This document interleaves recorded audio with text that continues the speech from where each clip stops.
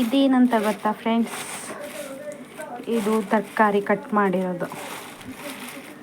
ಈ ಸೊಪ್ಪು ಏನನ್ನು ಬಿಸಾಡಲ್ಲ, ಇದನ್ನು ಕಾಂಪೋಸ್ಟ್ ಮಾಡೋಕ್ಕಾಗತ್ತೆ, ಗಿಡಗಳಿಗೆ ಹಾಕೋಕ್ಕಾಗತ್ತೆ. ತುಂಬ ಚೆನ್ನಾಗಿರುತ್ತೆ, ತೋರಿಸ್ತೀನಿ ನೋಡಿ ಫ್ರೆಂಡ್ಸ್.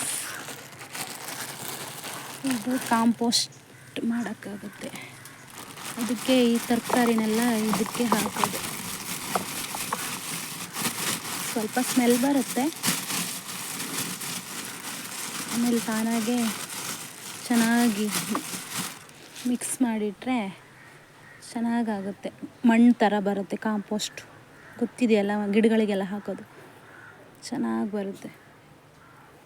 ಇದನ್ನು ಯಾವುದು ವೇಸ್ಟ್ ಮಾಡಬಾರ್ದು, ಗಿಡಗಳಿಗೆ ಒಳ್ಳೆಯದು ಇವೆಲ್ಲ.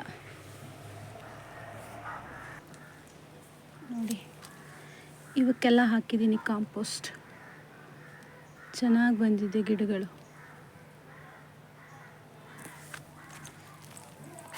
ಇವೆಲ್ಲವೂ ಹೌದು, ಹೆಂಗೆ ಬಂದಿದೆ ನೋಡಿ.